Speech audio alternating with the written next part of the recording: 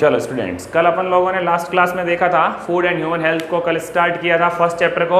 आज ये अपना सेकंड क्लास है, तो यहाँ पर अपन लोग थोड़ा सा रिवाइज करते हुए चल रहे हैं। देखो कल हमने पढ़ा था food and human health, meaning अच्छे से ध्यान होना चाहिए। What is the meaning of food and what is the meaning of human health. Food का मीनिंग सिंपल सी लैंग्वेज में अगर कहें तो फूड क्या हो गया, जो बॉडी को गार्ड करे, बॉडी को डिजीज से प्रोटेक्ट करे, वो सिंपल सा फूड होता है। और हेल्थ अपने लोगों को मेंटेन रखनी है, तो उसके लिए अपने को क्या करना होगा, एक बैलेंस्ड फूड गेन करना होगा। कल अपन लोगों ने बैलेंस फूड की डेफिनेशन भी देखी थी, ठीक है। बैलेंस फूड किसको बोलते हैं, जिसमें सातों कंपाउंड्स हो, न्यूट्रिएंट्स हो। इन सातों न्यूट्रिएंट्स के नाम भी अपन लोगों ने अच्छे से राइट डाउन कर लिए थे, ठीक है। आप लोगों ने होमवर्क को राइट डाउन अच्छे से किया होगा, ठीक है। नेक्स्ट अपन लोग आज अपन डिस्कस करेंगे ये जो हेल्थ होती है ये किन चीज़ों की वजह से डिस्टर्ब्ड हो जाती है। ह्यूमन हेल्थ है उसके ऊपर किन किन चीज़ों के ज़्यादा इफेक्ट पड़ते हैं। तो अपने पास नेक्स्ट टॉपिक है वाटर, विटामिन हम लोगों ने कल अच्छे से कंसिडर कर लिया, प्रोटीन अच्छे से कंसिडर कर लिया। मिनरल्स के बारे में नॉर्मल ध्यान रखना है कि मिनरल्स कौन से होते हैं, जो हम लोगों को किससे मिलते हैं, सॉइल से, जैसे सोडियम, पोटेशियम, कैल्शियम, आयरन, ठीक है। ये सारे मिनरल्स होते हैं। इन सारे मिनरल से अपनी बॉडी अच्छे से बैलेंस्ड रहती है। आज अपन लोग वाटर के बात करेंगे। वाटर क्या होता है, वाटर अपनी बॉडी के लिए सबसे इम्पोर्टेंट एलिमेंट होता है। वाटर एक एलिमेंट है और ये सबसे इम्पोर्टेंट एलिमेंट होता है अपनी बॉडी के लिए, जिसका फॉर्मूला ध्यान रखना आपको, H2O, 2 रेशियो हाइड्रोजन का और सिंगल रेशियो ऑक्सीजन का।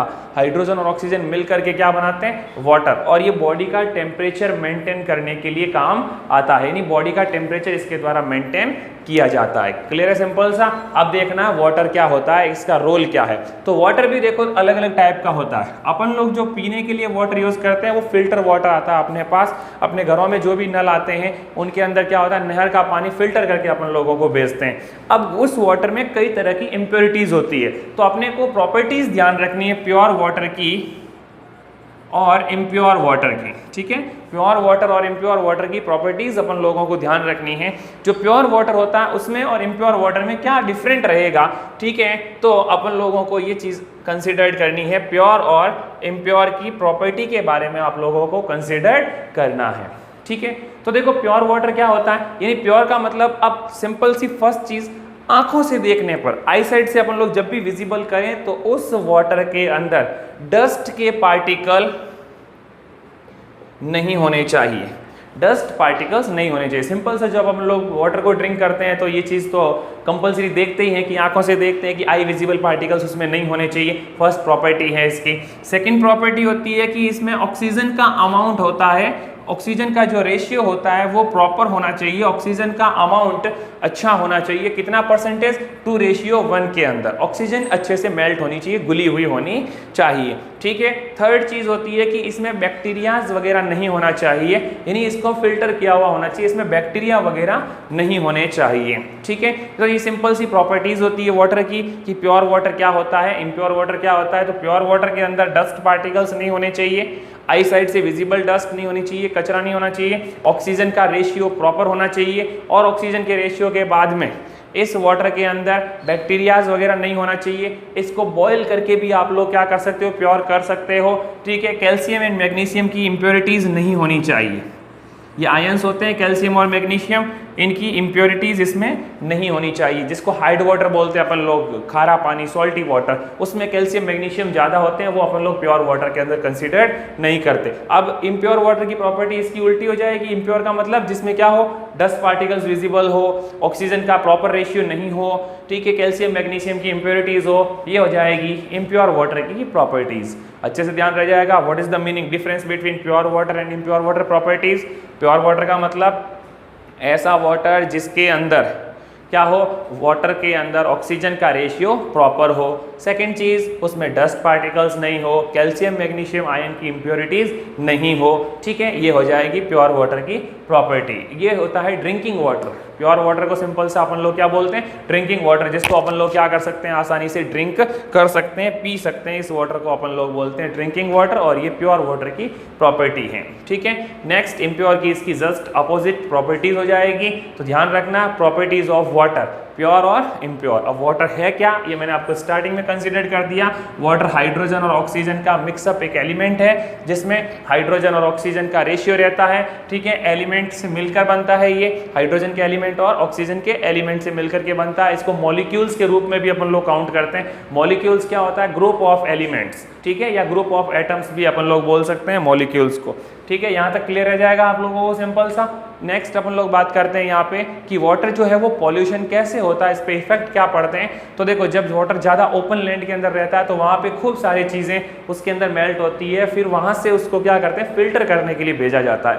फिल्टर करने के लिए अलग अलग जगह पे बड़े बड़े व्यवस्था की होती है गवर्नमेंट के द्वारा, बड़ी बड़ी चीज़ें लगाई जाती है या बड़ी बड़ी फैक्ट्री टाइप का, जैसे अपन लोगों ने देखा होगा वाटर प्योरिफिकेशन सेंटर लगाए जाते हैं। इन वाटर प्योरिफिकेशन सेंटर्स के ऊपर वाटर के अंदर ब्लीचिंग पाउडर वगैरह मिला करके, वाटर के अंदर कैल्शियम गैसेज मिला करके इसको क्या किया जाता है, बैक्टीरियाज को किल किया जाता है और इसको अच्छे से प्योर किया जाता है। क्लियर हो जाएगा यहाँ तक आप लोगों को, ठीक है। अब इसके इफेक्ट क्या होते हैं ये ध्यान रखना है, इम्प्योर वाटर के इफेक्ट क्या होते हैं।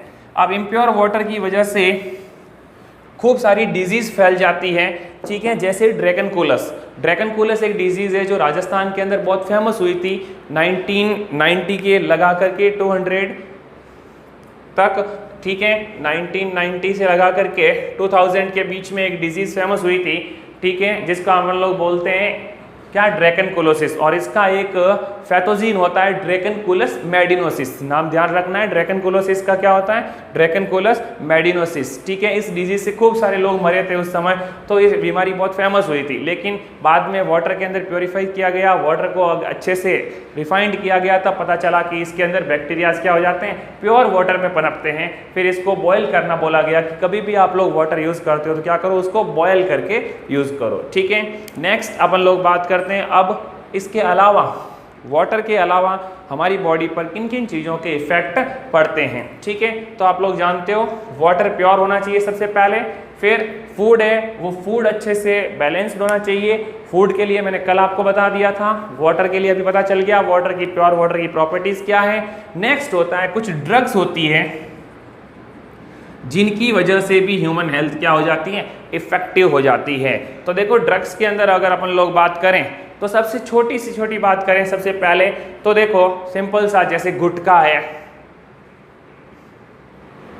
ठीक है, तंबाकू है, अफीम है, अल्कोहल है, ये सारी चीज़ें भी क्या करती है, बॉडी के ऊपर बैड इफेक्ट डालती हैं, ठीक है। तो इनकी वजह से भी ह्यूमन हेल्थ क्या होती है, गड़बड़ होती है, इनकी वजह से भी प्रॉब्लम बॉडी के अंदर होती रहती है, ठीक है। अब देखो जैसे इन सारी चीज़ों की वजह से बॉडी में क्या क्या प्रॉब्लम्स होगी, उनमें से कुछ प्रॉब्लम्स को यहाँ अपन लोग इस चैप्टर में डिस्कस करेंगे। तो यहाँ अपन लोग सबसे पहले डिस्कस करते हैं ब्लड प्रेशर के बारे में। आपने बहुत जनरली कॉमन नेम सुना होगा ब्लड प्रेशर।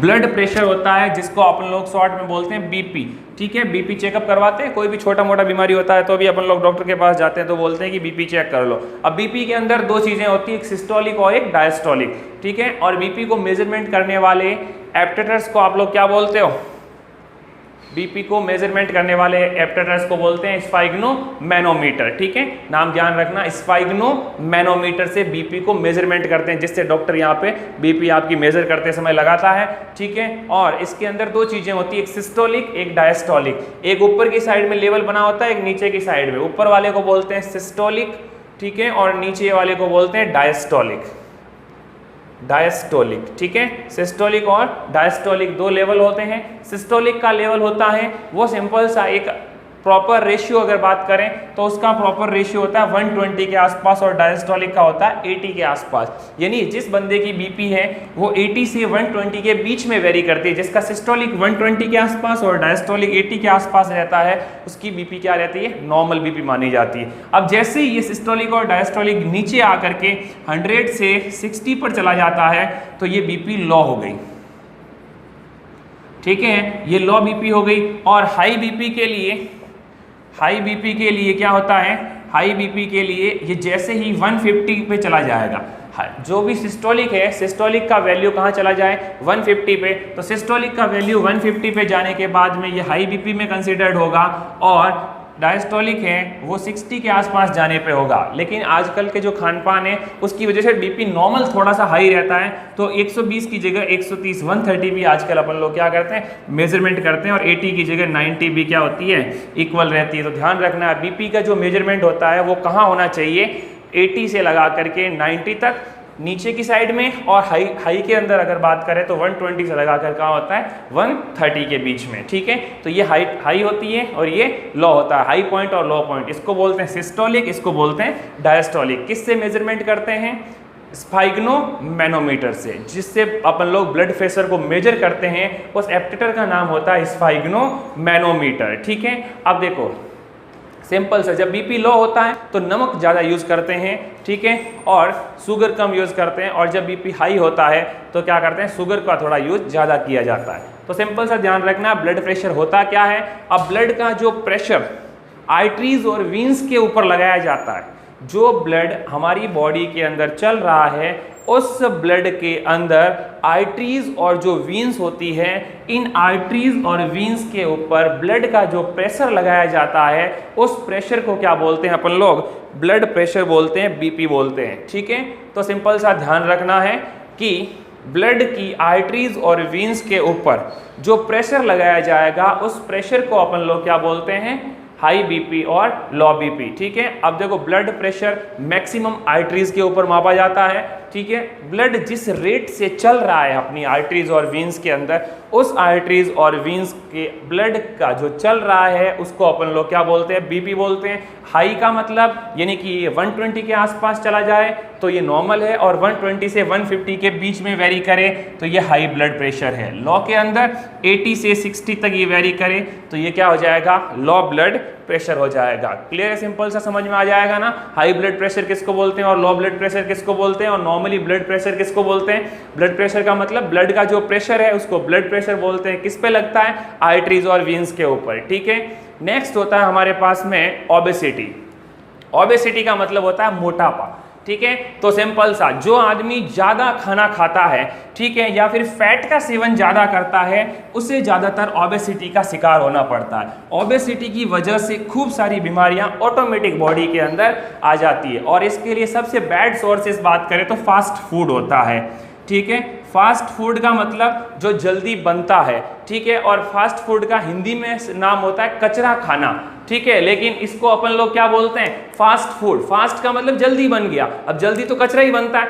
ठीक है, तो सिंपल सा इसमें बहुत ज़्यादा फैट डाली जाती है, और फैट डालने की वजह से ये बॉडी को नुकसान पहुंचाता है और बॉडी में ओबेसिटी को बढ़ा देता है। ओबेसिटी बढ़ने से ब्लड प्रेशर भी बढ़ जाता है, ओबेसिटी बढ़ने से डाइजेस्टिंग सिस्टम बिगड़ जाता है, और इन सारी चीज़ों की वजह से डाइजेस्टिंग सिस्टम बिगड़ने से बॉडी में एक्स्ट्रा फैट और कोलेस्ट्रॉल बढ़ने लग जाता है, और ये बढ़ करके बाहर की स्किन के पास में लेयर के रूप में जमा होने लग जाता है, और जब ये लेयर के रूप में जमा होता है तो बंदे की बॉडी क्या होने लग जाती है, अनकंट्रोल्ड होने लग जाती है, और फिर इस कंडीशन को अपन लोग ओबेसिटी बोलते हैं। क्लियर रह जाएगा। सिंपल सा दो चीजें अच्छे से डिस्कस करनी है। सबसे पहली एक तो ब्लड प्रेशर और दूसरी ओबेसिटी।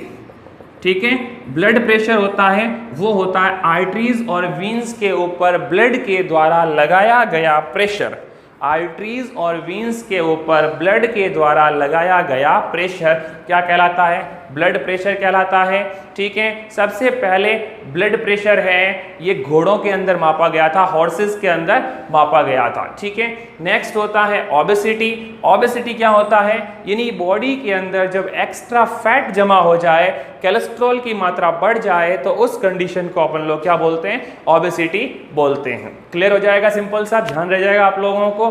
तो ठीक है, आज की क्लास का आपको ध्यान रखना है। इसके अंदर सबसे पहले अपन ने डिस्कस किया था फूड, फिर ह्यूमन हेल्थ। ह्यूमन हेल्थ के अंदर आप लोगों को ध्यान रखना अपनी हेल्थ किस पे डिपेंड करती है, खाने पर, और खाने का बैलेंस डाइट होना चाहिए। बैलेंस डाइट के अंदर सातों न्यूट्रिएंट्स कंप्लीट होने चाहिए। अब ये न्यूट्रिएंट्स होने के बाद में इनका रेशियो प्रॉपर होना चाहिए। रेशियो प्रॉपर होने के बाद में जो ये फूड होता है इसके अंदर वाटर का सबसे अच्छा इंपैक्ट रोल होता है अपने ऊपर, और वाटर के बारे में प्योर और इम्प्योर की कंडीशन, और लास्ट में आपको ध्यान रखना ब्लड प्रेशर और ओबेसिटी के बारे में। ठीक है, ओके।